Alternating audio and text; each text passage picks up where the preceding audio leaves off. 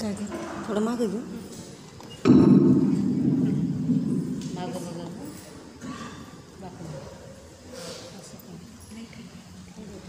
हाँ, तो अमित सेन आदि 6 भाई मुक्ति पहुंच गए हैं। देवकी रानी का विलाप भी हो गया क्योंकि उन्होंने 6 पुत्रों को जन्म दिया। सभी ने अपना जो इतनी रिद्धि संपन्न वो थे सबका त्याग कर कर दीक्षा ली। तो ऐसे क्यों किया? रिद्धि संपत्ति जो प्राप्त होती है उसका तो उपभोग करना होता है ना, जो मिला है उसका उपयोग करना होता है कि नहीं? उपयोग और उपभोग, इन दोनों शब्द का अर्थ क्या है? उपयोग और उपभोग किसे कहते हैं? आइडिया है कि नहीं? अंदाज लगाते चाहे ना। हाँ, उपभोग यानी जो वस्तु प्राप्त है उसे बार बार यूज करना। साड़ी, कपड़ा, धन, पैसा, ये कहीं अपन उपभोग करा, बार बार यूज होता है। और उपयोग यानी जो पुण्य से हमें प्राप्त हुआ है उसका सही उपयोग करना, राइट वे यूज, उसको बोलते हैं उपयोग। ये सारे मुनिराज को, सारे कुमारों को धन वैभव तो बहुत मिल गया, लेकिन उन्होंने उपभोग किया क्या? उपभोग किया क्या उन्होंने? क्या किया उन सब ने? उसका उपयोग किया, दीक्षा ली। दीक्षा में इसका उपयोग कैसे होता है? उनके ऐश्वर्य का उपयोग दीक्षा में कैसे हुआ? वर्षी दान करके उन्होंने अपने लक्ष्मी का सदुपयोग किया है। एक बार वस्तुपाल मंत्री अपने राज्यों में थे, तब एक मुनिम जी उनके पास आए और उनको पूछा, मुनिम जी आप कैसा खाना खाते हो? मैं भी आप लोगों को पूछ रही हूँ, आप लोग कैसा खाना खाते हो? ताज़ा खाते हो या बासी खाते हो? सगळा जण कसं खावे? रोज तर गरम गरम खावे ना। ताजी भाज्या लावे, ताजो दूध आवे, सब फ्रेश खाते हैं कि बासी खाते हैं? लाइकर फ्रिज में रखा बचे बाबूरा, बराबर है। तो वो बासी हुआ ना? बासी हुई कि ताज़ा हुई? एक जवाब दो, बासी। लेकिन जब मुनिम ने, ठान लोकांना राग तर नहीं आया ना, मैं से पूछो तो, मुनिम ने जब वस्तुपाल को पूछा तो वस्तुपाल मंत्री को तो इतना गुस्सा आ गया। ये भी कोई सवाल होता है पूछने का? हर इंसान तो ताज़ा ही खाएगा ना, बासी क्यों खाएगा? हर इंसान ताज़ा ही खाएगा। ठेलो कई करो है, ताज़ाच खाओ ना, ताज़ाच रेवे पण फ्रीज में रेवे। तो वो तो एकदम गुस्सा हो गया, लेकिन फिर भी मुनिम भी डरा नहीं। उसने वापस पूछा कि आप कैसा खाते हो? तो वस्तुपाल ने कहा तो मैं तो ताज़ा खाता हूँ। ये क्या सवाल है पूछने का? तुझे पता नहीं है, तू ही तो सब पैसे चुकाता है। तो वो बोला कि नहीं वस्तुपाल मंत्री जी, आप ताज़ा नहीं बासी खाते हो। तो अब तो पहले गुस्सा आया हुआ था इस सवाल पूछने पर, और जब उसने और मुनिम ने कह दिया कि आप बासी खाते हो तो पारे का तो 7वां आसमान चढ़ गया। वो गुस्से का कोई ठिकाना नहीं रहा। उसे ऐसे हो गया कि अब मैं क्या करूं और क्या नहीं, इस मुनिम का। लेकिन फिर भी मंत्री ने मुनिम से पूछा कि कैसे तू ऐसे कैसे बोल सकता है, तेरे पास क्या प्रूफ है कि मैं बासी खाता हूँ? तब मुनिम जी कहते हैं, इसका जवाब मैं दूँ तो आपको जचेगा नहीं, तो आप ऐसा करिए, मेरे साथ चलिए। बाहर उद्यान में एक मुनिराज आए हैं, हम उनसे दर्शन वंदन करके उनको पूछते हैं कि आप इस सवाल का जवाब क्या होगा। तो दोनों मिलकर मुनिराज के पास गए। अब मंत्री को भी तो गुस्सा चढ़ा हुआ था, उसे भी जानना ही था कि ये मुनिम ऐसे क्यों बोला है। तो दोनों मिलकर तुरंत ही संत के पास पहुंचते हैं, वंदन नमस्कार करते हैं और चरण में बैठ जाते हैं। संत तो ध्यानस्थ थे, उनका जब ध्यान पूर्ण होता है तब वो सामने दोनों को देखते हैं और पूछते, अरे वाह क्या बात है आज? भाभी केवा ना, कोई जर एकदम अचानक नवीन किंवा घना दिन पछी आई हो तो भाभी पूछा ना कई बात है, कठे होता इतना दिन, ऐसे पूछते हैं ना हम लोग भी। तो वैसे ही मुनिराज ने पूछा, क्या बात है आज आप दोनों साथ में यहाँ पर कैसे आ गए?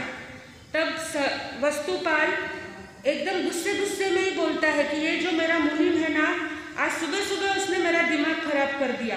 आके मुझे पूछता है कि आप कैसा खाना खाते हो, ताज़ा या बासी।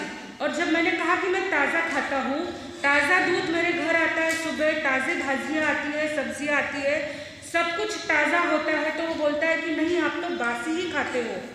तो मुझे जानना है कि ये सत्य है या मैं सत्य हूँ। तब मुनिराज मंद मंद मुस्कुराते हैं और कहते हैं कि जो मुनिम ने कहा है वो ही सत्य है। तो कैसे सत्य है वो? मुनिराज वो वस्तुपाल को तो लगा की मारासारी आणि मुनिमरी काहीतरी सेटिंग आहे. खाणे दिवस वाटे ना कधी कधी हे जर 4 जण मिलने आओ काहीतरी शंका लेने आणि उर्मो एक जन कहते रहे योच बराबर है, मारसाने भी कहती हो कहा योच बराबर है, तो क्या होता है? मारसारा समोर तर काही नाही बोले, बारे जाईने खेळे मारसारीने आणि काहीतरी पहिला बात हुई की दिशे या लोकांनी काहीतरी सेटिंग है. बोलते ही कि नहीं? बोलते ही है. मनुष्य मात्र का स्वभाव है ये. मुंह पे तो कुछ नहीं बोलता, पीठ पीछे निंदा करना, लेकिन ये स्वभाव बदलना चाहिए. जो है संत को कहो, फ्रेंड्स को कहो या रिलेशन में कहो, जो है मुंह पे बोलना, पीछे बोलना नहीं. पीछे बोलने से भी बहुत कर्म बंद होते हैं. वो भी कैसे होते हैं अवसर होगा तो बताएंगे, उसका भी बहुत डिटेल वर्णन आता है. निंदा करने से क्या होता है. तो वो वस्तुपाल को भी ऐसे ही लगा कि मुनि की और संत की जरूर कोई कुछ तो सेटिंग है. तो संत मुनिराज भी जो मुनिम ने कहा वही कह रहे हैं. लेकिन फिर वस्तुपाल फिर से पूछते हैं संत को, क्यों आप भी ऐसे ही बोल रहे हैं? तो मुझे उसका खुलासा चाहिए, समाधान चाहिए. तब संत कहते हैं, अभी जो आपके पास धन वैभव रिद्धि संपन्न जो आप हो, आप जो राजा हो, राजगादी पर बैठे हो, यह सब आपके पूर्वकृत पुण्य का फल है. आपने जो पूर्व में किया उस सब का यह फल है. और वह फल के फल स्वरूप आज आप रिद्धि संपन्न हो, ऐश्वर्य संपन्न हो, सुख से राजगादी का भोग कर रहे हो. लेकिन बासी खाना यानी आपने पूर्व जन्म की पुण्याई से आप आज खा रहे हो. लेकिन ताज़ा खाना क्या होता है? आज जो आपको पुण्य से प्राप्त हुआ है उसका यदि आप सदुपयोग करोगे, उपभोग करोगे नहीं, सदुपयोग करोगे, उसको सही जगह पर लगाओगे. जैसे धन मिला है तो उसको कहाँ लगाना? घर सजाने में लगाना है. आपके पास महल है लेकिन रथ नहीं है, तो वो धन रथ लाने में लगाना है. वो उस जमाने की बात कर रही है. और इस जमाने में अगर आपके पास आलीशान घर है पर घर के सामने गाड़ी नहीं है, तो धन का उपयोग कहाँ करना है? यह उपयोग करना होता है कि उपभोग करना होता है? जो धन पुण्य से प्राप्त हुआ है उसको पाप में लगाओगे तो उपभोग करना होता है. और जो धन पुण्य से प्राप्त हुआ है उसे और पुण्य में लगाओगे तो वह उपयोग करना होता है. तो संत मुनिराज वस्तुपाल को समझाते हैं कि आप जो ये धन आपको अभी प्राप्त हुआ है उसका आप सिर्फ उपभोग कर रहे हो, उसका सही उपयोग आप नहीं कर रहे हो. इसलिए मुनिम ने कहा कि आप बासी खा रहे हो. आप भी सब ऐसे ही कर रहे हो ना? यहाँ के बैठे या जगत के सभी लोग ऐसे ही करते हैं ना? धन का सही उपयोग कहाँ करते हैं या सही उपभोग करते हैं? 99% लोग धन का क्या करते हैं? उपभोग ही करते हैं, क्योंकि उन्हें पता ही नहीं उपयोग भी करना होता है. पर्युषण के ये 8 दिन आपके धन लक्ष्मी का उपयोग करके उसको भाग्य लक्ष्मी बनाने का योग हमें प्राप्त हुआ है.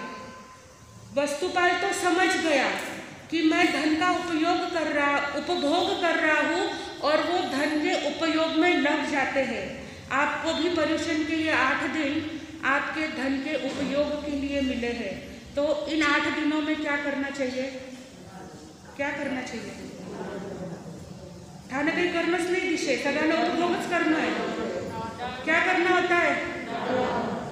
जिसको करना है वो बोल रहे हैं, जिसको नहीं करना है वो मौन है. क्योंकि आवाज कैसी आ रही है? दान. कैसी आ रही है? कोई ऐसे बोल ही नहीं कर रहा है दान. करना है कि नहीं करना है? करना नहीं है इसलिए बोलते दान। जैसे सबको आज 2 उपवास है, खा पी के ही नहीं आए, सबको मांस खमन है ऐसा बोल रहे, तो धन के उपयोग करना है या उपभोग करना है? हाँ, उपयोग थोड़ा सा जोर में आयो पर दान नहीं निकलियो। उपयोग कैसे करेंगे? हाँ, थोड़ा सा बाटी होता है। अब दान कब करना है? महान आगे आ जाओ, जिन्हें जिन्हें कहना है। विराजो स्वागत करिए आजे तुम्हारा, स्वागत करिए आजे तुम्हारा। वीरवाणी बंसरी वागे, सूता तपस्वी तुरत जागे। जय शासन मां जयकार गाजे, स्वागत करिए आजे तुम्हारा, स्वागत करिए आजे तुम्हारा। जिन्होंने भी आज बेला किया है, सभी ने अपने नाम हमारे पास में दे देना है, तो भजन में आपका नाम भी हम ले सकेंगे। तो सबने अपना अपना धन का उपयोग करना है, लक्ष्मी को भाग्य लक्ष्मी बनाना है, तो ही आत्मा का कल्याण हो सकता है। ये जो हम अंतगढ़ सूत्र में सब कुमारों का वर्णन सुनते हैं, आप भी सुन रहे हैं। एक कुमार को 32 रानियां, एक कुमार का एक ही दिन में 50 रानियों के साथ विवाह, और दहेज में कितना मिलता है? करोड़ों करोड़ों की संपत्ति उनको प्राप्त होती है। फिर भी वो क्या करते हैं? थाने जर एक तो सगळं मिलो, एक लुगैरा ला रे, तो थे काही करोला सगळं लेने बैठला, रात्रि नींद भी उड़ जाएगा, वे पैसा संभालना। लेकिन इन कुमारों ने क्या किया? जो मिला उसको भी छोड़ दिया। और आप क्या कर रहे हो? जो है आपके पास उसको पकड़ के बैठे हो। और कैसे आए? फावड़ो लेकर बैठे है ना खेचने। सुबह 8 बजे से रात 12 बजे तक भी अगर गवर्नमेंट बोले ना दुकानें खुली है, तो आप बैठ जाओगे फावड़ा लेकर। कितो लूटता है, लूटो। और ये श्रावकों ने क्या किया? सब छोड़ दिया। अंतगढ़ सूत्र सिर्फ सुनना नहीं है, उसको आचरण में लाना है। हंसने जैसी बात है, मुझे खुद को भी हंसी आ गई, लेकिन संसार के सभी लोग ऐसे ही कर रहे हैं। हर साल अंतगढ़ सूत्र सुनते हैं और क्या करते हैं? इधर का इधर ही छोड़ के जाते हैं। मारसारो काम है, भगवान ने लिखो है, मारसा बोल देवे, वो पोथीरो है, फक्त आचरणरो नहीं है। एक ही छूटे नहीं तो 50 कटी छोड़ी ला। तो हमें भी अंतगढ़ सूत्र श्रवण करने के बाद उसको लाइफ में, आप पत्नी नहीं छोड़ सकते, लेकिन लक्ष्मी को तो छोड़िए, थोड़ा बहुत दान करिए।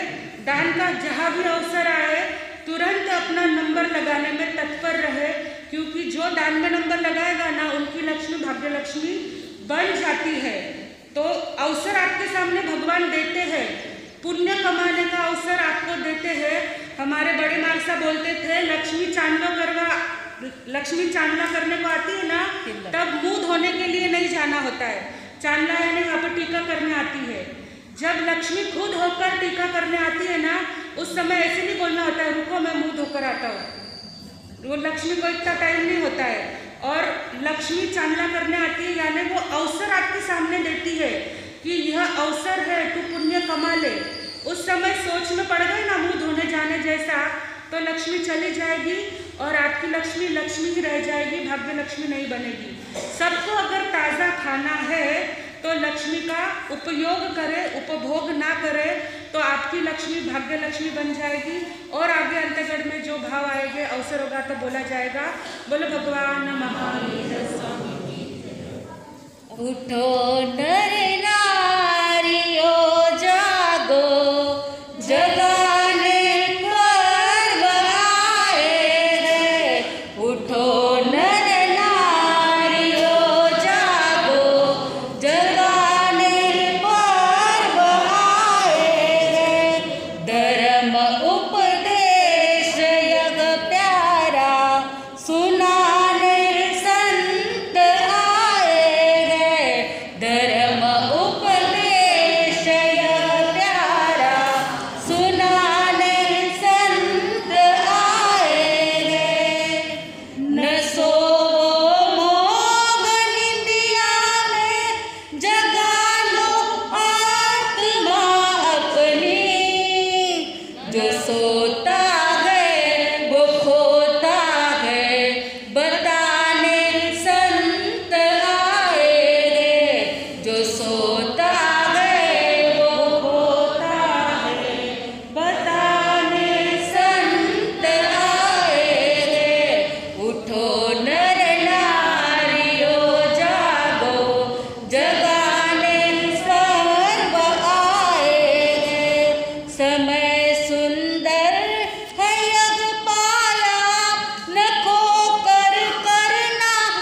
पछतावा।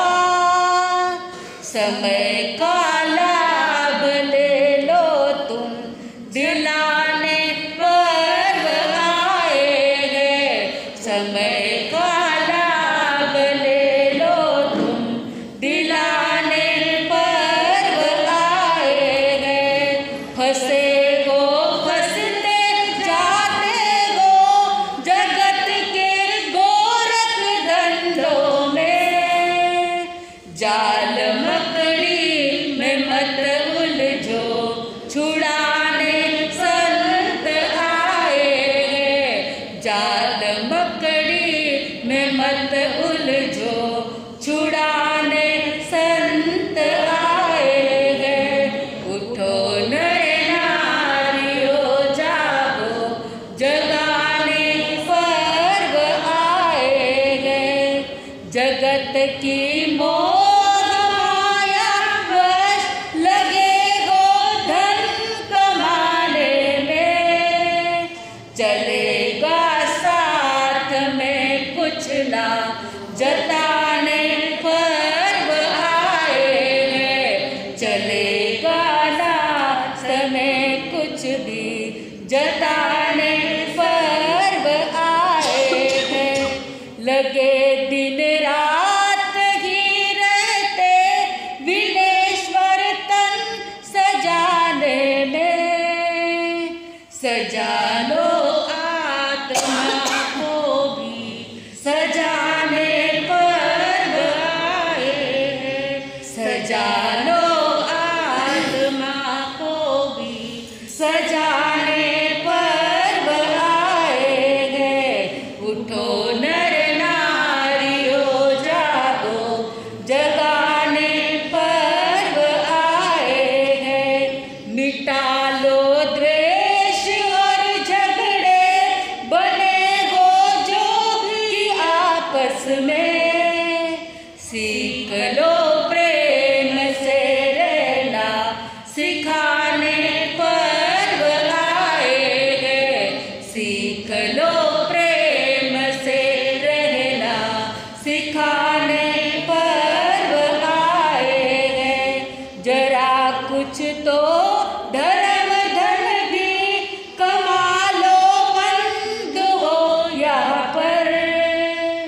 कि पाना है आत्म शांति, दिलाने पर्व आए हैं।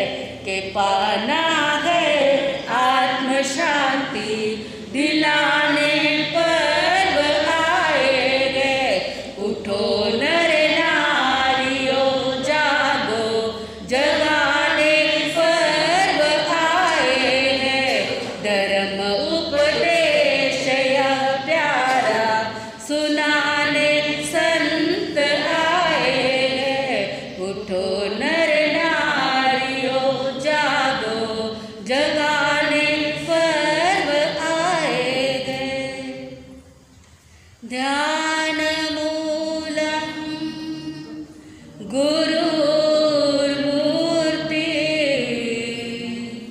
पूजा मूलम गुरुपदम। मंत्रमूलम गुरुर्वाक्यम, मोक्षमूलम गुरुकृपा। मोक्षमूलम गुरुकृपा। अनंत उपकारी पूज्य औरव के चरण कमल में कोटिशा वंदन। अनंत उपकारी जन जन के आस्था केंद्र आचार्य सम्राट गुरुदेव पूज्य श्री आनंद ऋषि जी महाराज साहब के पावन स्मृति में शतशः अभिवादन। वर्तमान आचार्य डॉक्टर शिवमणि जी महाराज साहब, युवाचार्य पूज्य महेंद्र ऋषि जी महाराज साहब, प्रवर्तक पूज्य श्री कुंदन ऋषि जी महाराज साहब के चरण कमल में कोटिशा वंदन। तपस्वी रत्न पूज्य किशन मणि जी महाराज साहब, श्रुतस्तवीरा प्रखर व्याख्याता गुरनी मैया डॉक्टर पूज्य धर्मशिला जी महासती जी के पावन स्मृति में शतशः अभिवादन। उपस्थित धर्मप्रेमी भाइयों, करुणामूर्ति माताओं तथा बहनों, जगत में बहुत सारे फल ऐसे हैं जो जब कच्चे रहते हैं तब खट्टे लगते हैं या कड़वे लगते हैं, या तूरे लगते हैं। जैसे आम है, चीकू है, संतरे, मौसम्बी आदि फल जब कच्चे रहते हैं तब तूरे, कड़वे या खट्टे लगते हैं और पकने के बाद मीठे लगते हैं। परंतु एक फल ऐसा है जो कच्चा रहता है ना तो मस्त बहुत मीठा लगता है और पकने के बाद में वह बहुत कड़वा लगता है। वह फल आप मत बोल जो कोई है, वह फल कौन सा? पहले भाइयों को पूछती, बाद में बहनों को। हाँ, वाह वाह, वेरी गुड। हमारे प्रकाश भैया बराबर बोलते हैं। सुना आपने क्या? कर्म का फल जब कच्चा रहता है तब बहुत मीठा लगता है। जब आदमी कर्म बांधता है तब इतना अच्छा लगता है। आपको कैसे अच्छा लगेगा? गुस्सा आता है तो कोई अच्छा थोड़ा लगता है। लेकिन हमारे भाई लोग दुकान में बैठते हैं और दुकान में ऐसी कोई वस्तु है जिसकी कीमत 100 रुपये है।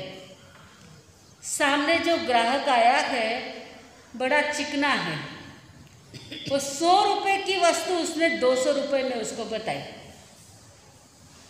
जब आफत आती है तो 100 रुपये की वस्तु भी 200 रुपये में बिकती भी है।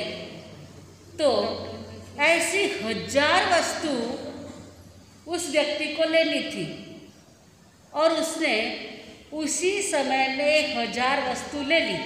कितने में? 200 रुपये में। और कितने में थी वो? 100 रुपये की वस्तु 200 रुपये में ली। 1000 वस्तु ली। या व्यापारी सब बैठे, कितना नफा हुआ बताओ? वाह, सब होशियार है। 1,00,000 रुपये कितनी देर में? 10 मिनट में। 10 मिनट में 1,00,000 रुपये का नफा हो गया। कितने खुश होंगे? मीठा लगेगा कि कड़वा लगेगा? कितो मीठो लागेला। शक्कर पेक्षा भी मीठो, गुड़ पेक्षा भी मीठो, पेड़ा पेक्षा भी मीठो। इतो मीठो लागिला कि घरे जाने लगे लुगाईने कीला आज थोड़ो बदाम रो शीरो बना, साथे थोड़ा सा गर्मा गर्म भज्जा भी बनाए दीजिए। अब उस वक्त बादाम का हलवा, गर्मा गर्म भुजिया, आज बहुत फायदा हुआ है, बहुत मज़ा आ गया, बहुत आनंद आ गया। परंतु कुछ दिनों के बाद ऐसा ही बादाम का हलवा बना गए, गर्मा गर्म भजे उतर रहे गए, खा रहे गए और ऐसे ही समय में बाहर से एक व्यक्ति भागता भागता आता है और कहता है आपके बेटे की गाड़ी का एक्सीडेंट हो गया है और वो बहुत ज़्यादा उसे चोट लगी है, जल्दी चलिए। वो क्या कहेगा? रुको, पहले बादाम का हलवा खा लेता, भजिए खा लेता, बाद में आता। कहेगा क्या? वह बादाम का हलवा का कोल यदि ऐसा होगा तो यहाँ तक भी जाएगा क्या? ऐसा ही छोड़ के हाथ धो के क्या करेंगे? भागेंगे। गाड़ी के रिपेयरिंग का खर्चा ये तो ठीक है, 1,00,000 2 लाख कुछ आया होगा या गाड़ी रिपेयर होगी भी नहीं भी होगी, हॉस्पिटल का खर्चा 5 लाख से भी ज़्यादा हो जाता है। कर्मों का फल जब कर्म बांधते हैं तो बहुत मीठा लगता है। घनो फायदो हुई गो, घनो नफो हुई गो। दुकान में कितना दिना करूँ जिकी वस्तु नहीं जाती वहाँ भी गई, पर डबल भाव में गई, ट्रिपल भाव में गई। और घर में पैसा कितना भाव में निकले बचे? अनंत गुना हमारा ब्याज के साथ में फल चुकाना पड़ता है। यहाँ के लोग ऐसे नहीं हैं। यहाँ के लोग तो जितने पैसे में लेते हैं ना, जितना मार्जिन होता है, जितना लेना है, जो दीदी की तैयारी जो आपके व्यापार में लिखा है उतना ही लाभ लेते हैं। चिकनो देखने डबल भाव तिबल भाव नहीं लगा रहे। ऐसा यहाँ के लोग नहीं ना, जैन लोग ऐसा कभी करते ही नहीं है। लेकिन ये तो कहने की बात है, कर्म कैसे बनते, ये एक सैंपल आपको बताया है। जब कर्म बांधते हैं तो छोटे से वड़ के बीज के समान होता है। जब कर्म फल भुगतना पड़ता है तो वह वट वृक्ष के समान, बीज कितना छोटा होता है, यदि गुम गया तो जल्दी मिलेगी नहीं, लेकिन वट वृक्ष कितना बड़ा होता है। अनंत गुना उसका फल जीवात्मा को भोगना पड़ता है। जैन धर्म में सभी बातें कर्म की जटे देखो उठे कई कहे थाना चोखा कर्म है जिको थाने चोखो मिलो, थाना खराब कर्म है जिको थाने खराब हुई। ये सारी बातें एक बादशाह हमेशा सुनते थे।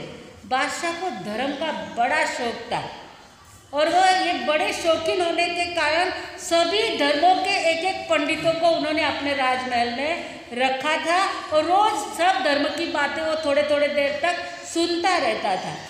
जैन पंडित को भी एक रखा था। वो जैन पंडित कुछ भी बात हुई, उसने अच्छे कर्म किए थे इसलिए वो मोक्ष में गए, उनके बुरे कर्म थे इसलिए उनको नरक में जाना पड़ा। तो बादशाह को भी लगा ये कर्म कर्म कर्म कर्म होता क्या है। आपको भी मैं पूछती हूँ कर्म क्या होता है, कर्म होता क्या है, किसी को पता नहीं है। अब बादशाह को लगा ये पंडित जी हमेशा कर्म की बातें करते हैं। तो एक दिन जब पंडित जी धर्म ज्ञान सुनाने के लिए आए तो राजा ने कहा कि देखो आप हमेशा कर्म की बातें करते हैं, मेरे 3 प्रश्न है आपको। कर्म कहाँ रहते हैं, कर्म किसके सामने देखते हैं और कर्म क्या करते हैं। कर्म 8 है, कर्म के फल कितने भोगने पड़ते हैं, ज्ञानावर्णीय कर्म कैसे बनते हैं। पंडित जी ने ये तो सब कुछ पढ़ा था, लेकिन कर्म कहाँ रहते हैं और कर्म किसके सामने देखते हैं और क्या करते हैं, ये प्रश्न कभी पंडित जी के सामने आए ही नहीं थे, आते नहीं थे जवाब। परंतु पंडित जी भी चालाक थे, आते नहीं थे लेकिन उसने मुंह नहीं बनाया कि मन तो नहीं आ गए, ऐसा नहीं कहा। मुंह पे ऐसा ही भाव रखा कि मुझे बहुत कुछ आता है। बहुत सारे लोग ऐसा ही करते हैं, आता जाता कुछ नहीं है लेकिन ऐसे बताते कि मार सा ठेच माटे आए मान तो घणो कहीं आवे। इसो नहीं 18 लोग घना चोखा है। परंतु कभी कभी व्याख्यान में जा पूछते हैं ना कई करना आप थान कही मासा भगवती सूत्र लो भगवती। अरे भगवती क्या है पता है क्या, भगवती कोलार है। भगवती सूत्र क्या है पता है क्या किसी को। भगवती सूत्र में 36,000 प्रश्न है।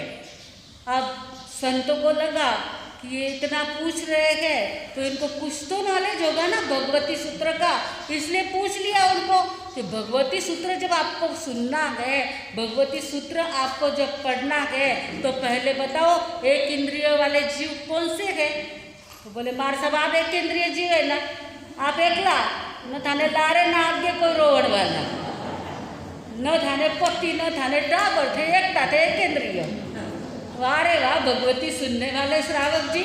ठीक है भाई, महाराज साहब को भी मजा पड़ गया।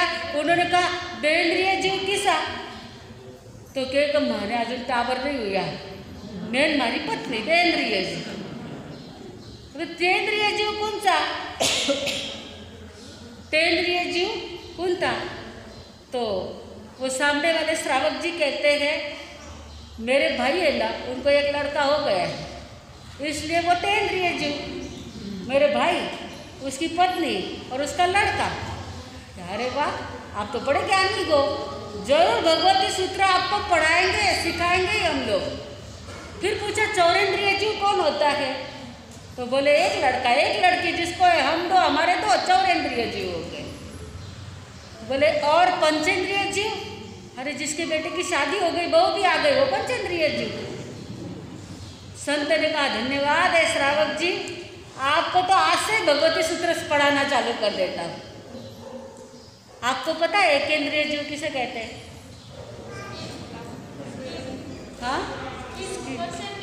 हाँ स्पर्शेंद्रिय स्किन, जिसको खाली स्पर्शेंद्रिय होती है, एक स्किन एक ही इंद्रिय होती है वो है एक इंद्रिय।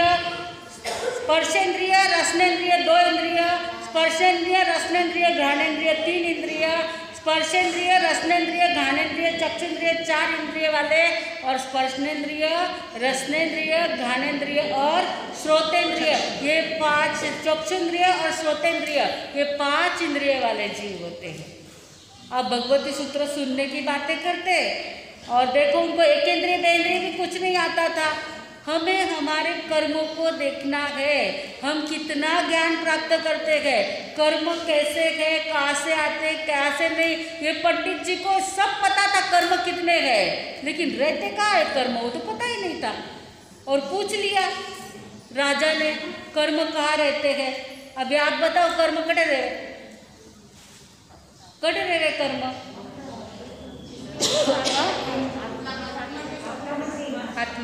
आत्मा में रहे, आत्मा कटे रहे, आपला में कटे रहे, माथा में रहे का, हार्ट में रहे का, हाथ में रहे का, पग में रहे, हाँ शरीर में रहे। पर शरीर कौन सा पार्ट में रहे, हाँ हार्ट में।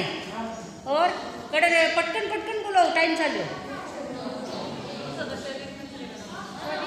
पर शरीर में कटे रहे, माथा में रहे का, हार्ट में रहे, हाँ माथा में रहे, मन में रहे, ओके मन कटे रहे ठीक है, कोई बात नहीं है। अब पंडित जी को तो प्रश्न पूछ लिए, आपके जैसे पंडित जी भी, आप घबराए नहीं, जवाब दिया हंसते हंसते, लेकिन पंडित जी ने जवाब नहीं दिया, ना तो मुंह उतारा ना जवाब दिया। तब राजा को पूछा, आपको इसके जवाब कब चाहिए? तो बोले तीसरे दिन चाहिए। तीसरे दिन राज दरबार में इसके जवाब देने होंगे। पंडित जी घर पर जाते हैं, भोजन के लिए बैठते हैं, लेकिन वो बादाम का हलवा जैसे एक्सीडेंट वाले के मुंह में नहीं जाता था ना, वैसे अब ये पंडित जी के मुंह में कौर नहीं जा रहा है। बेटी जिसका नाम था सद्गुना ने भोजन पुरसा और पंडित जी खाने के लिए बैठे गए, लेकिन मुंह इतना उतरा हुआ है, भोजन गले नहीं उतर रहा है, मुंह में कोर घूम रहा है। तो सद्गुना पूछती है, पिताजी क्या बात है, आपको क्या हो गया, आज आपकी तबीयत ठीक नहीं है क्या? बोले नहीं ठीक है तबीयत, लेकिन आपको क्या हुआ, आज गले आपके रोटी उतर नहीं रही है, एक कोर कब से मुँह में लेकर के बैठे हुए को, क्या बात है?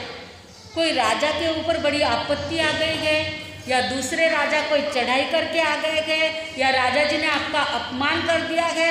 सद्गुना ने बहुत सारे प्रश्न पूछे। लड़की बहुत छोटी थी, बड़ी होशियार थी। तो पंडित जी कहते हैं, तुम छोटे बच्चों को क्या समझता है, ये सब राजकाज की बातें मेरे दिमाग की, आप क्यों टेंशन लेते हो, आप शांति रखो, कोई चिंता करने की बात नहीं है, देखेंगे जो होगा सो होगा। अरे पिताजी, लेकिन छोटे को भी बहुत छोटा नहीं समझना चाहिए।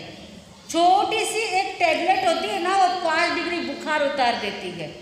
छोटी सी एक सुई होती है, वो राजा महाराजा के कपड़े सी देती है।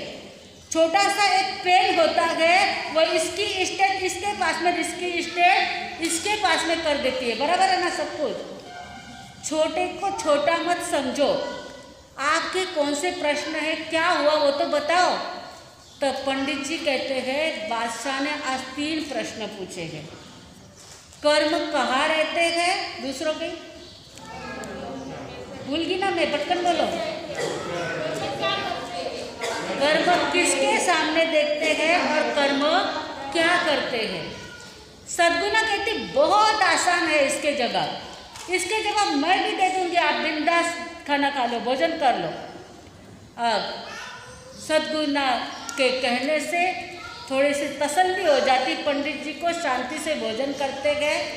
लेकिन वापस चिंता होती है, लड़की तो छोटी है, पता नहीं इसने यदि जवाब बराबर नहीं दिए तो यहाँ से देश निकाला मिल जाएगा। राजा के दरबार में प्रैक्टिकल करके बताना पड़ेगा।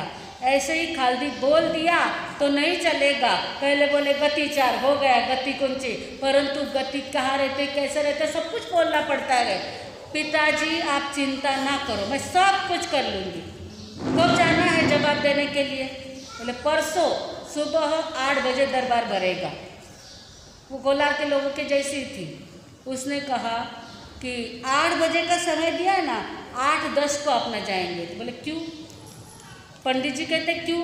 तो बोले राजा जी को प्रश्नों के जवाब पाने का बड़ा यानी तमन्ना है, उत्कृष्ट भावना है। इंतजार के क्षण बड़े लंबे होते हैं, मार सकते पर इंतजार करता बैठो। 9 बजारो टाइम दियो ना, 9:15 तक बहावाला इंतजार કર્યા પછી જીગા लोग આવે ને ઘણો આનંદ આવેલો 12 સતાને પર ઈસો છે ના નહીં ઈસો નહીં बराबर 9 बजे आ जाओ ना सगळा जना। पर्यूषण होने के बाद भी टाइम टू टाइम प्रवचन तो चलता ही रहेगा, तो सभी ने टाइम टू टाइम आना है, आते ही गए और आते ही रहना है सभी ने। तो ये कहते हैं कि नहीं अपने तो 8:10 पे जाएंगे, अब वहाँ राजा जी के इंतजार कर रहे हैं। 10 मिनट में तो राजा को इतने विचार आ गए, काय के ये जैन पंडित जी आता जाता कुछ नहीं, कर्म कर्म की बातें करते रहते, मन में कितने विचार आ गए, जवाब आते ही नहीं होंगे, इसीलिए अभी तक पंडित जी आए ही नहीं गए। इस प्रकार से मन में विचार राजा के चल रहे हैं, उतने में सद्गुना के साथ में पंडित जी आते हैं। जैसे ही दरबार में पैर रखते गए, पंडित जी का जो उचित स्थान था वहाँ पर उनको बैठाया जाता है और सद्गुना जरा पीछे रुकती है। तो पंडित जी को बादशाह पूछते हैं, क्या बात है, मेरे जवाब लाए? अरे बादशाह, ये जवाब तो मैं क्या, मेरी बेटी भी इसके जवाब दे देंगी। अच्छा, कहाँ है आपकी बेटी? ये मेरे साथ में आई हुई है। उसके लिए एक आसन लगाया गया, उसको उधर बैठाया गया। राजा ने कहा, क्या आप जवाब दोगी मेरे प्रश्नों के? बोले हाँ। तो वह सद्गुना कहती है, नमस्कार, पहले नमस्कार का व्यवहार तो करना, बड़े हैं तो नमस्कार करती है राजा को और बाद में कहती है, बताइए आपका पहला प्रश्न कौन सा है? कौन सा है? कर्म कहाँ रहते हैं? वह कहते हैं आपका जवाब मैं दूंगी, लेकिन एक काम करो, पहले 1 गिलास दूध मुझे मंगा दो। बादशाह कहते हैं, आखिर बच्ची तो बच्ची है ना, दूध ही मांगेगी और क्या मांगेगी। वो 1 गिलास दूध सेवक से मंगवा करके उसको देते हैं। अब वह बादशाह के सामने दूध लेती है, हाथ में ग्लास पकड़ती है, अंगुलियाँ घुमाती रहती है। अंगुलियाँ घुमाते देख करके बादशाह कहते, बेटा क्या कर रही है, मेरे प्रश्नों का जवाब दे, दरबार सुनने के लिए लालायित है, सारे दरबार के लोग सुनना चाहते हैं। आप तो कहते थे मैं प्रश्नों के जवाब देगी और ये दूध क्या लेकर के बैठ गई हूँ? अरे राजा जी, मैं तो इस दूध के अंदर घी ढूंढ रही हूँ। बोले दूध में घी ढूंढ रही है क्या? उंगलियां घुमाने से घी निकलेगा क्या दूध में से? तो फिर क्या करना पड़ेगा? बादशाह कहते हैं, अरे दूध में थोड़ा जावन डालना पड़ता है, दही डालते ना जावन, पहले थोड़ा जावन डालना पड़ता है, उसको जमाना पड़ता है। वो जमने के बाद उसको रवि से, अभी का रवि बवी गई ना, आता कहीं आया रवि है पण इलेक्ट्रिक माथे हाथ रहा एक प्रेशर करो तो काही कामच नहीं, एक ही प्रेशर जमानो गयो। तो उसको पहले घुसलना पड़ता है, उसमें से मक्खन निकलता है, उस मक्खन को तपाना पड़ता है, तो जाकर के घी मिलता है। क्या अंगुलियां घुमाने से घी मिल जाएगा क्या? परंतु वह सद्गुना कहती, परंतु दूध में घी है ना? बोले हाँ। तो बोले दूध में घी कहाँ रहता है? सद्गुना ने अभी बादशाह को उल्टा प्रश्न पूछ लिया, दूध में घी कहाँ रहता है? तो राजा कहते हैं, सभी दूध के पूरे बूंद बूंद में घी रहता है, प्रक्रिया करने के बाद घी मिलता है, परंतु दूध के बूंद बूंद में घी रहता है। तो मिल गया ना आपको जवाब? बोले क्या जवाब मिला? बोले आप कर्म कहाँ रहते हैं? बोले नहीं पता चला। अरे संपूर्ण शरीर के प्रदेश प्रदेश में कर्म रहते हैं, कहीं पर भी ऐसा नहीं। कभी सिर दुखता है, कभी हाथ दुखता है, कभी पैर दुखता है, जहाँ जहाँ पर सेंसेशन है, जहाँ जहाँ पर हमारा स्पर्श करने से हमें पता चलता है। एक आध बार दोनों पैर किसी के चले गए तो क्या बोलते हैं, है ना, पगरा मुँह जीव निकल गया, यानी पैरों में जीव नहीं है, खाली दुखदुखी चाली है। तो उनका जीव कहाँ जाके बैठा? जहाँ दुखदुखी चलती। जब तक हमारा पूरा शरीर चलता है, जहाँ जहाँ पर भी स्पंदन है, स्पर्श का अनुभव है, वहाँ सारे ही आत्म प्रदेशों में कर्म रहते हैं, सभी जगह पे कर्म रहते हैं। इसीलिए तो कुछ भी दुखे तो दुखता तो है ही ना। तो ऐसा कभी होता है, सिर दुखता है तो कुछ टेंशन नहीं, या हार्ट पेन हो गया तो कुछ होता नहीं, पैर दुखे तो कुछ नहीं। खाली लोग बोलते हैं सगळं दुखन चाहिए पण माथो नहीं दुखन चाहिए, जीरो माथो दुखे चाहिए केले, सगळं दुखन चाहिए पण गुडघा नहीं दुखन चाहिए। सगळं दुखे, सगळारोच त्रास होवे, वैसे कर्म हर व्यक्ति को त्रास देता है और संपूर्ण शरीर के आत्म प्रदेश में रहते हैं। सद्गुणा ने कहा जैसे दूध के बूंद बूंद में घी है, उसी प्रकार शरीर के आत्म प्रदेशों में प्रत्येक प्रदेश के अंदर कर्म रहे हुए हैं। अभी तक बहुत पुण्याई है, इसलिए उन कर्मों का उदय नहीं हुआ है। बाकी एक शरीर के अंदर 3.5 करोड़ रोग है और एक रोग के अंदर 2.25 रोग है। इतने रोग यदि सभी उत्पन्न हो जाए तो कितनी छटपटाहट हो जाएगी, परंतु पूर्व जन्म की पुण्याई करके आए गए, इसलिए अभी तक सभी स्वस्थ है, मस्त है। बाकी कर्म का उदय जब होगा तो पूरे शरीर में भी व्याधि हो सकती है। राजा खुश हो जाते हैं, संपूर्ण शरीर के प्रदेश प्रदेश पे कर्म रहते हैं। तब सद्गुणा कहती बताइए अभी दूसरा प्रश्न आपका क्या है? क्या है? कर्म किसके सामने देखते हैं? अब वह सद्गुणा कहती है मुझे एक मोमबत्ती और माचिस ला करके दीजिए। उसने एक मोमबत्ती और माचिस सेवक से मंगवाई, राजा ने उसके हाथ में दी। पहले प्रश्न का जवाब मिला, इसलिए राजा को बड़ी खुशी हो जाती है। अब दूसरे प्रश्न के जवाब का इंतजार है। अभी तो पहले जैसे दूध ही मांगा, पागल ही है, दूध ही मांगेंगी, ऐसा नहीं कहा। जैसे ही माचिस और मोमबत्ती मांगी, फटाक से ला करके दे दी गई। उसने मोमबत्ती जलाई और सामने एक टेबल पे लगा दी। टेबल पर लगा करके पूछा कि ये मोमबत्ती की जो जोत है वो किसके सामने देखती है? किसके सामने देखती है? सबके सामने देखेगी ना। राजा उसके सामने देखे तो उसके भी सामने देखेगी, प्रजा भी देखेगी, जो भी उसको देखेंगे। जैसे तब सद्गुणा कहती है इस मोमबत्ती की जोत जैसे सबके सामने देखती है, उसी प्रकार कर्म भी सबके सामने देखते हैं। राजा हो या रंक हो, करोड़पति हो या रोड़पति हो, ज्ञानी हो या अज्ञानी हो, साधु हो या संसारी हो, कर्म किसी को भी छोड़ते नहीं है। ये प्रभु की पार्लियामेंट है और जो जो जैसे जैसे कर्म बांधने पड़ते हैं वैसे वैसे कर्म तो भुगतने ही पड़ते हैं। प्रभु की है यह पार्लियामेंट, प्रभु की है यह पार्लियामेंट। हर एक दिल की हर एक दिल से होती है जजमेंट। प्रभु की है यह पार्लियामेंट, प्रभु की है यह पार्लियामेंट। कर्म कुकर्म जो हम ही करेंगे, भले बुरे फल हम ही भरेंगे। चलन सिफारिश किसकी यहाँ पर, लेडी हो या जेंट्स, प्रभु की है यह पार्लियामेंट, प्रभु की है यह पार्लियामेंट। पहरेदार पुकार रहे हैं, जाग जाओ ललकार रहे हैं। वर्कशॉप पापों की खोल कर बन गए जेंटलमैन। प्रभु की है यह पार्लियामेंट, प्रभु की है यह पार्लियामेंट। जैसे भी कर्म कुकर्म करेंगे, अच्छे कर्म करेंगे तो अच्छा फल मिलेगा, बुरे कर्म करेंगे तो बुरा फल मिलेगा। यहाँ पर किसी की सिफारिश नहीं चलती है, फिर वो बादशाह हो या नौकर हो या सेवक हो, कोई किसी का भी कुछ भी यहाँ पर चलने वाला नहीं है।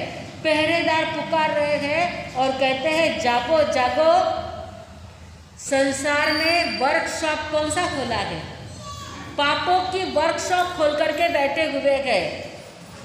हर कार्य के अंदर पाप तो लगता ही लगता है, नहीं लागे कि पाप अन धर्म कितो करनो अन पाप कितो करनो। धन कमाने के लिए आपके सामने 2 कटोरी है, एक चूने की कटोरी है और एक मक्खन की कटोरी है। तो आप चूना कितना खाओगे और मक्खन कितना खाओगे? मक्खन कितना खाओगे? यदि बाय चांस कटोरी भर भी मक्खन खा लिया तो कोई प्रॉब्लम नहीं है, लेकिन चूना एक चने जितना भी खाया तो क्या होगा? मुंह छिल जाएगा। ये पापों की वर्कशॉप खोल करके बैठे हुए हैं। वह कितना धन कमाना चाहिए, जितना आवश्यक है उतना। पान में चूना कितना लगाते हैं?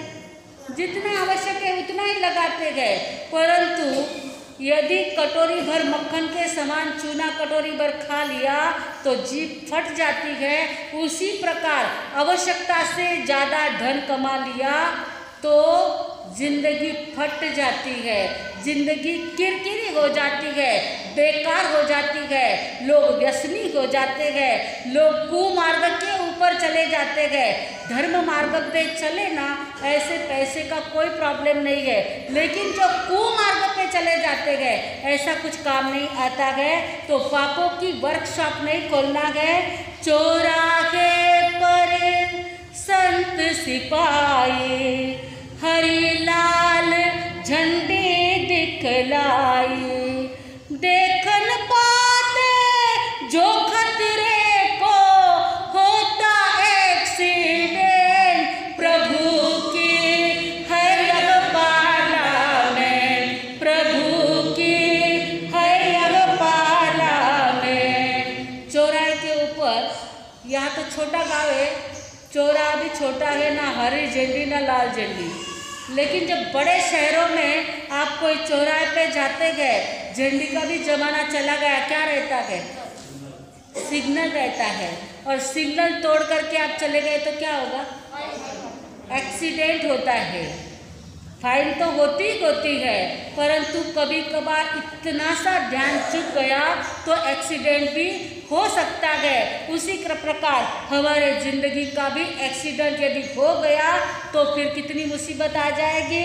हाजिर होना बड़े जरूरी, कामन देगी कोई मजबूरी, हाई कोर्ट से समन्स लाए गवर्नमेंट सर्वेंट, प्रभु की है यह पाला में, प्रभु की है यह पाला में। इतना समझाने के बाद भी यदि नहीं समझे तो ऊपर वाले सरकार का वारंट आ जाएगा और फिर हाजिर होना तो जरूर पड़ेगा ही पड़ेगा।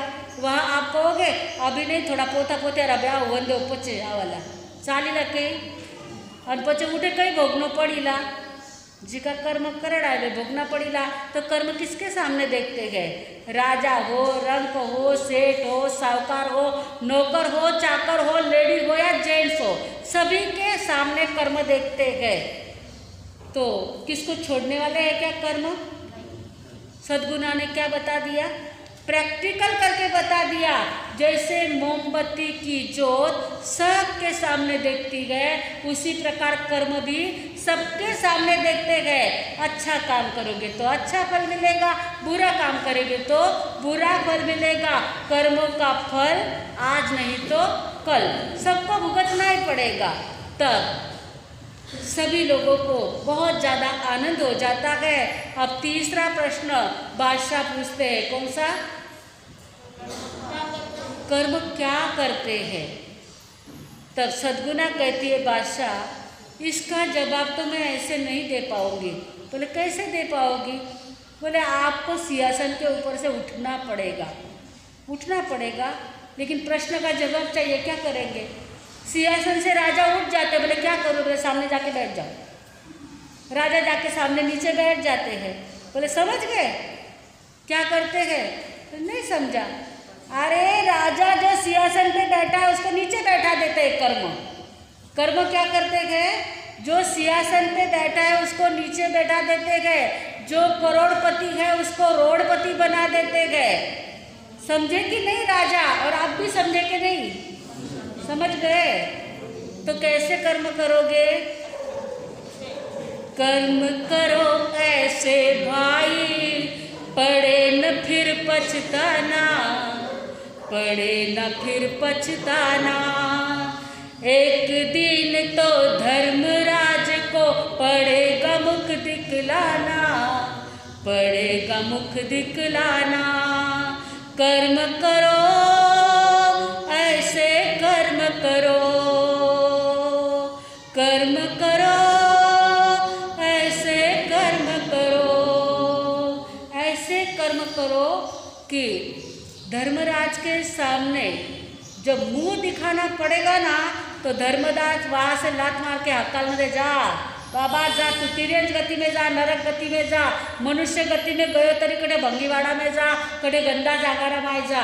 अच्छे कर्म रहेंगे तो धर्मराज भी स्वागत करेंगे। अब स्वागत चाहिए कल आता चाहिए, कई चाहिए बोलो ना पटकन, चाहिए तो सब चोखो। पुण्यस्य फलम इच्छन्ति, पुण्यम नेच्छन्ति मानवा, पापस्य फलम नेच्छन्ति पापन कुर्वन्ति यत्नतः। पुण्यस्य फलम इच्छन्ति, पुण्य के फल, अच्छे अच्छे फल सब कोई चाहते हैं। पुण्यम नेच्छन्ति मानवा, लेकिन पुण्य कोई करना चाहता नहीं है। और पापस्य फलम नेच्छन्ति, पाप के फल की इच्छा किसी को भी नहीं होती है, परंतु पापम कुर्वन्ति यत्नतः, पाप जबरदस्ती से जानबूझ के हाँ गळाने भाटो बांधने कुआं में पड़े, म्हणजे पाछी ऊपर आवानो कामच नहीं। ये पर्व पर्युषण हमें समझाने के लिए आए हैं कि यह जो हमारा जीवन है, इतना सुंदर जीवन मिला है, अच्छे कर्म करने के लिए मिला है, सत्कार्य करने के लिए मिला हुआ है। अच्छे कर्म करेंगे, जैसे बुरे कर्म वट वृक्ष की तरह बहुत अच्छा फल देते हैं। आप लोगों ने भी अच्छे कर्म किए ना, तभी तो जाकर के इतना अच्छा फल मिला, इतो मस्त स्थानक मिलो, इतना चोखा सगळा लोक मिल्या, इतो चोखो थाने सत्संग मिलो, सब कई मिलो, कई कारण अच्छे कर्म किए। अब पूर्व जन्म में तो अच्छे कर्म कर लिए गए, अब आगे के जन्म के लिए क्या करोगे? बासी खावाला की पछे ताजो खावाला ना, तो ताजो खावाना वास्ते कई करना पड़ेला, कुछ देना पड़ेगा। किसी का दुख दूर करोगे तो आपका दुख दूर होगा, किसी का भला करोगे तो आपका भला होगा। तो ताजा खाया, ये तो सारी पूर्व जन्म की कमाई खा रहे हैं। पूर्व जन्म में अच्छे अच्छे पुण्य किए, इसलिए इस जन्म में सब कुछ अच्छा मिल रहा है। इस जन्म में नहीं किया तो अगले जन्म में क्या मिलेगा? आठे तो मस्त सीमेंट कॉन्क्रीट रा बंगला बंधाई लिया है, गोटे वाळूरो माटी री झोपड़ी तरी बनाई है के उठा वास्ते कई करिए गए, उसका विचार करना है। अच्छे का फल बहुत अच्छा मिलता है तो बुरे का फल भी बहुत बुरा मिलता है। यह कर्म चक्रवर्ती ब्याज के समान अपने को फल देते हैं। चक्रवर्ती ब्याज कैसा रहता है पता है आपको? ब्याज के ऊपर ब्याज। उसका एक छोटा सा उदाहरण है। रतनचंद सेठ और मानकचंद सेठ दोनों मित्र थे। अरे कोई नहीं, रतनचंद मानकचंद हो गए तो कोई अच्छी बात है, कोई बुरी बात नहीं है, टेंशन नहीं। ऊपर इतनी गाय होती बैठे जिनको सका ऊपर स्वर्ग बैठे हो गया गना। हाँ, कर्म पूरा करने गया। हाँ, तो रतनचंद सेठ और मानकचंद सेठ दोनों मित्र थे। बचपन से ही खाना पीना खेलना सब साथ में। थोड़े बड़े हो जाते हैं तो वे दोनों विचार करते हैं कि अपने को माँ बाप के ऊपर भार नहीं बनना है, इसलिए कुछ तो भी करना चाहिए। छोटा सा गांव था, छोटी सी दुकान लगाते हैं। अभी दुकान में क्या चलेगा, छोटे गांव में दुकान कैसी चलेगी? इसलिए वो दोनों विचार करते हैं इस गांव में कुछ व्यापार तो होता नहीं, कुछ ज़्यादा मिलता ही नहीं है, चलो कोई बड़े शहर में जाएंगे, नौकरी वादी करेंगे। दोनों जन बड़े शहर में चले जाते हैं। बड़े शहर में जाते हैं तो जो रतनचंद सेठ था ना, उसको तो एक सेठ ऐसा मिल जाता है, वो कहता है भाई नौकरी वोकरी क्या करोगे, नौकरी उसमें कोई बड़ा मज़ा नहीं रहता है, व्यापार जिसमें कोई पार नहीं रहता, इतना नफ़ा होता है, इसलिए नौकरी की झंझट छोड़ दे और व्यापार कर ले तू। मैं तेरे को एक छोटी सी दुकान देता हूँ, थोड़ा सा माल सामान देता हूँ, तू व्यापार करने लग जा। अब रतनचंद सेठ ने दुकान डाल दी। मानकचंद को तो कुछ नहीं मिला, कोई ऐसा सेठ नहीं मिला, तो उसने एक दुकान में नौकरी पकड़ ली। दोनों जन, यह दुकानदारी कर रहा है, यह नौकरी कर रहा है। दोस्ती दोनों की थी, एक ही गांव में थे, मिलते जुलते थे। अब जो रतनचंद है उसको बहुत सारा नफ़ा होने लग गया। उसने छोटी दुकान जो सेठ ने दी थी वह उसको वापस दे दी, और जो नफ़ा उसे प्राप्त हुआ था उसमें उसने बड़ी दुकान ले ली। अभी बड़ी दुकान के अंदर व्यापार इतने जोरदार चल रहा था, पुण्याई का जोर था, तो बहुत सारा व्यापार अच्छा चलने लग जाता है। एक दुकान की दो दुकानें भी हो जाती है। अब ये मानकचंद मिलने के लिए बार बार जाता है, लेकिन नौकरी तो नौकरी, व्यापार जिसका पार नहीं और कुछ सार नहीं। वो सार बहुत, लेकिन नौकरी उसमें कोई सार नहीं रहता है। नौकरी तो नौकरी ही, जितना मिलेगा उतना ही मिलेगा। और अच्छा कोई पढ़ा लिखा तो था नहीं, पढ़े लिखे लोगों को तो अच्छी नौकरी मिल जाती है, लेकिन अनपढ़ था, अब कैसी नौकरी करेगा वो। इस प्रकार से बहुत ज़्यादा दिनों तक वह ऐसी नौकरी करता रहा, कुछ ज़्यादा उसको मिलता नहीं था। खुद की आजीविका बड़ी मुश्किल से प्राप्त होती थी, तो वो घर पे क्या भेजेगा। बड़ी मुश्किल से पेट काट करके थोड़ा सा कुछ घर पे बेचता था। अब वह मानकचंद, रतनचंद सेठ बन गया। अभी दो दो दुकानें, उनके पास में जाता है और कहता है, देख तेरा तो व्यापार अच्छा चलने लग गया, लेकिन मेरा तो कोई ठिकाना अभी तक लगा नहीं। मैं और जरा बड़े शहर में जाता हूँ, कुछ अच्छी नौकरी मिल जाए। हमारे जीवन का भी ऐसा ही हुआ है। हम भी पहले कहाँ थे पता है क्या? एक केंद्रीय में थे, फिर एक केंद्रीय से बेंद्रीय, केंद्रीय, चौरेंद्रीय करते करते पंचेंद्रीय में आए। बड़े जंक्शन स्टेशन में आ गए हम लोग। लेकिन जंक्शन स्टेशन में आकर भी हम क्या कर रहे हैं उसका सोचना चाहिए। ये भी एक बड़े शहर में जाता है, मानकचंद जाने के लिए तैयारी करता है। रतनचंद को कहता है, देख भाई, यदि आपके व्यापार में मेरे कुछ पैसे लगाता ना तो मेरे भी पैसे बढ़ जाते थे, लेकिन मेरे पास में कुछ है ही नहीं। मेरे पास में मात्र एक आना है। आप भी बच्चों को तो आना क्या चीज़ है पता ही नहीं होगी। आना मालूम है कि कहीं नहीं। कितना पैसा? एक आना म्हणजे कितना पैसा? हाँ, कोई 5 के कोई 4 के ऊपर खुर्ची में पर बोलीला। एक आना म्हणजे कितना? 6 पैसा, बराबर है।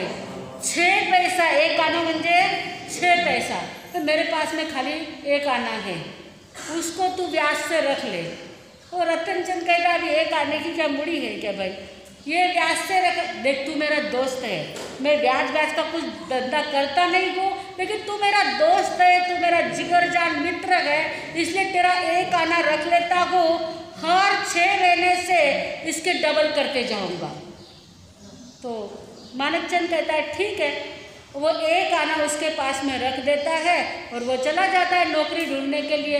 अब नौकरी ढूंढ रहा है, नौकरी ढूंढते ढूंढते कहीं एक नौकरी मिल जाती है, थोड़ा खुद का गुजारा हो जाता है, थोड़े कुछ पैसे बचते वो घर पे भेज देता है। और हर 6 महीने में वह गिनती करते रहता है कि अभी 6 महीने हो गए हैं, एक आने के कितने हो गए? 2 आने हो गए। फिर दूसरे 6 महीने में गिनती करता है कि 2 आने के अभी 4 आने हो गए। तीसरे 6 महीने में गिनती करता है 4 आने के 8 आने। चौथे में गिनती करता है तो 8 आने के 16 आने के कितने?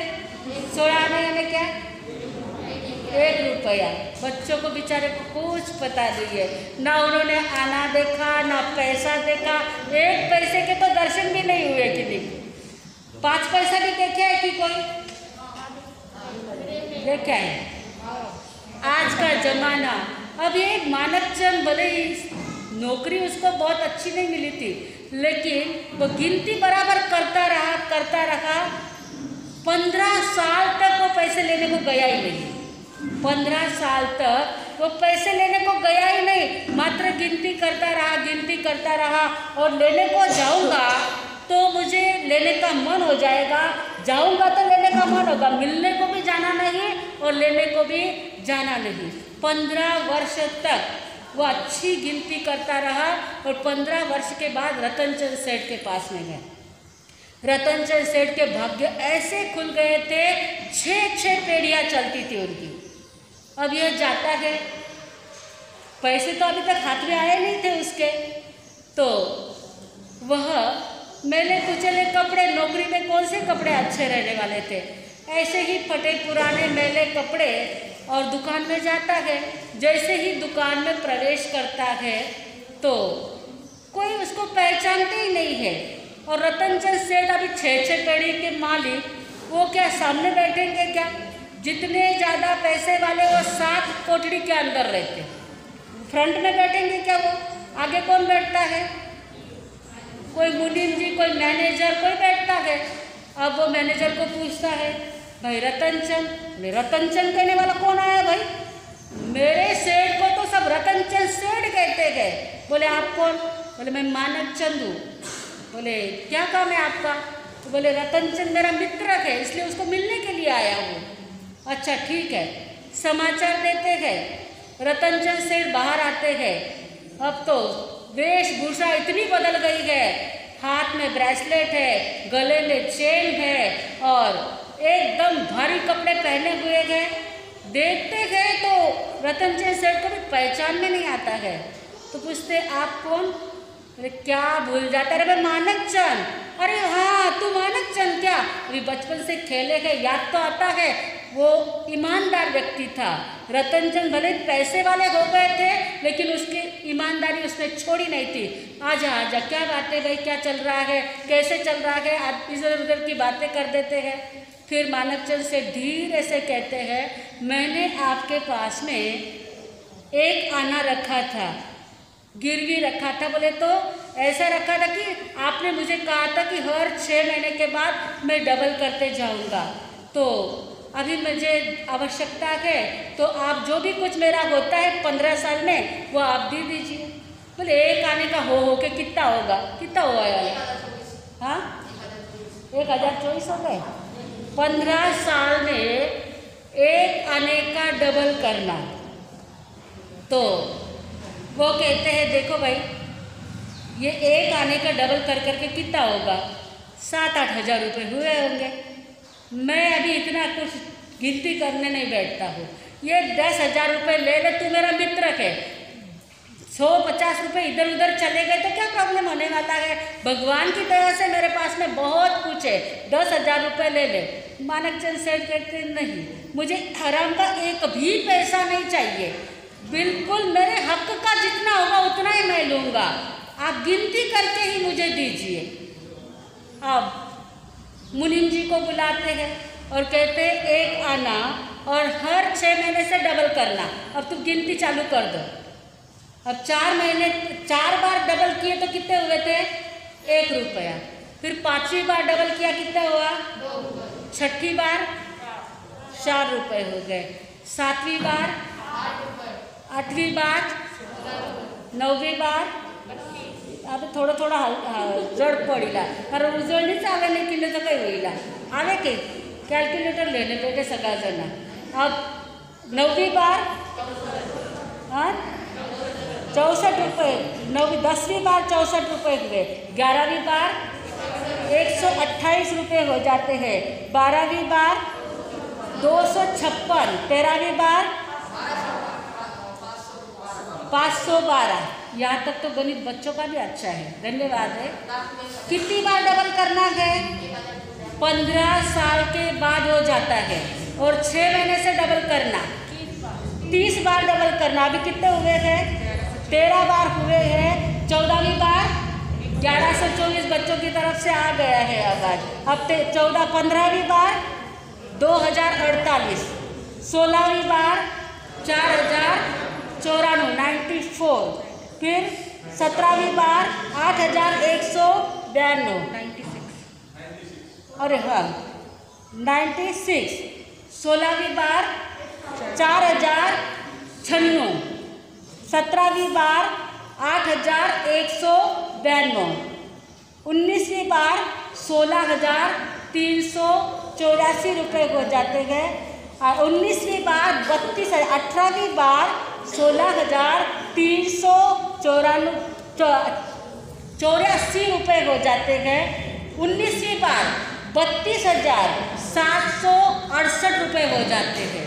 अब मुनीम को थोड़ा पसीना आने लग गया, तो सेठ जी उसके सामने देखते क्या हो रहा है।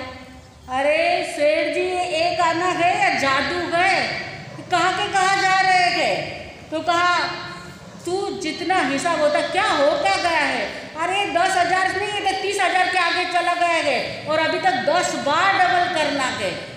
अरे तू कर, जो होगा सो होगा। मैंने एक बार जबान दी है, मैं अपनी जबान को बदलूंगा नहीं। तो 20वीं बार 65,536 रुपये हो जाते हैं। 21वीं बार 1,31,072 रुपये हो जाते हैं। 22वीं बार 2,62,144 रुपये हो जाते हैं। 23वीं बार 5,24,288 रुपये हो जाते हैं। मुनीम जी को तो अब इतना पसीना आ रहा है, हाथ ध्रुज रहे हैं, पंखा लगाया तो भी शांति नहीं है, जान घबरा रही है। सेठ जी कहते तू शांति रह, लेकिन सेठ जी एक आने का जादू, बोले तू शांति रख, डबल करते जा 24वीं बार 10,48,576 रुपये हो जाते हैं।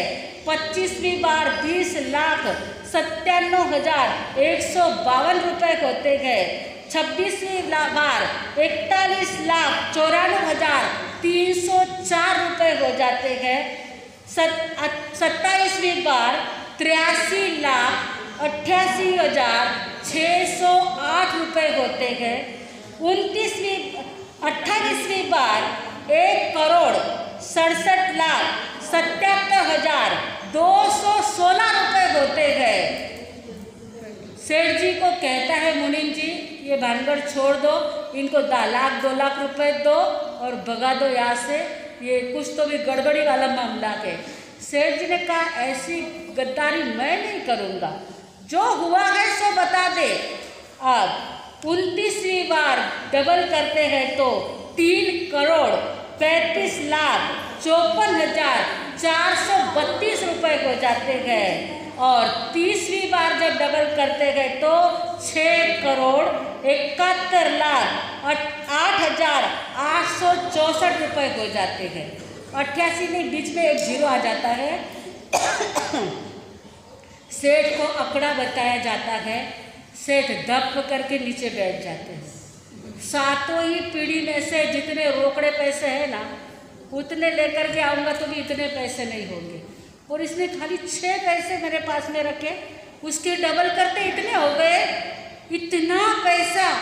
परंतु नियत का साफ था, उसने 6 पीढ़ी में जितने रोकड़े थे, जिससे पैसे लेने थे, सब एकत्रित किए और उसको 6,61,864 रुपये दे दिए। आप भी लिख कर रखो, घर जाकर के बराबर से गिनती करना कितने होते हैं करके। ये क्या आपको व्यापार सिखा रहे हैं हम लोग? यह क्या बताया है आपको? जैसे 6 पैसे का ब्याज इतना हो सकता है, वैसे करम बांधते वक्त भी व्यक्ति बहुत छोटा सा करम बांधता है।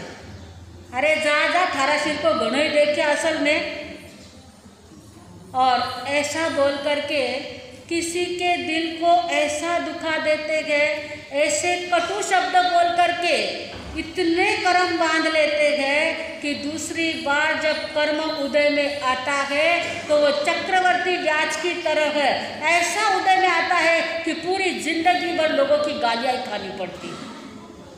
आपने देखा होगा, बहुत सारे लोग इतनी मेहनत करते हैं, इतना सारा पुरुषार्थ करते हैं, रात दिन पैसे के पीछे पड़े रहते हैं, लेकिन पेट पूर्ता भी वो प्राप्त नहीं कर पाते हैं। और बहुत सारे लोग ऐसे हैं, गाड़ी पे बैठे बैठे एक छोर घुमाते हैं और लाखों की आमदनी उनको प्राप्त होती है। ये सब किसका कारण है? कर्म का कारण।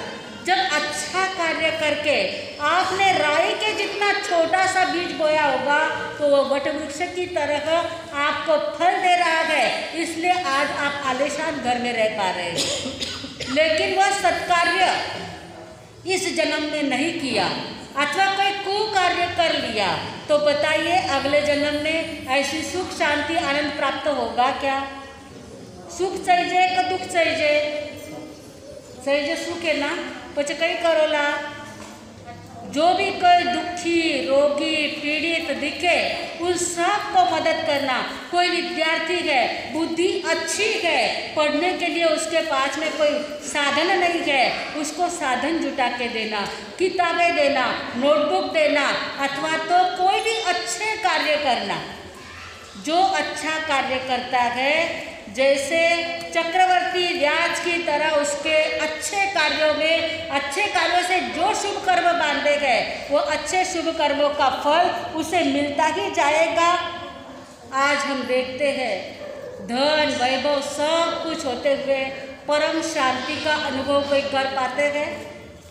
गुलाब कांटों में रहकर भी मुस्कुराते रहता है, गुलाब कांटों के बीच में रहकर भी सुखी है, आदमी आलीशान बंगले में रहकर भी दुखी है, गले में चेन है, हाथ में ब्रासलेट है, गले में चेन है, हाथ में ब्रासलेट है, फिर भी कहता है क्या करे मन अपसेट है, फिर भी कहता है क्या करे मन अपसेट है। आज किसका मन सेट है आप बता दीजिए? सेठों का भी मन सेट न होने के कारण इसका एक ही मात्र कारण है, संतोषी नर सदा सुखी। जिसके जीवन में संतोष आ गया उसको सब सुख ही सुख है, और जिसके जीवन में आवतो चाहिए आसक्ति जा नहीं सकती। आसक्ति यानी ममत्व। जिसको आसक्ति है वो क्या देखता है? लक्ष्मी आ सकती है, जा नहीं सकती है। ऐसे लोगों को क्या करना पड़ेगा बताइए? उस सद्गुणा ने कर्म कहाँ रहते हैं, कर्म किसके सामने देखते हैं और कर्म क्या करते हैं, ये आप सबने सुन लिया।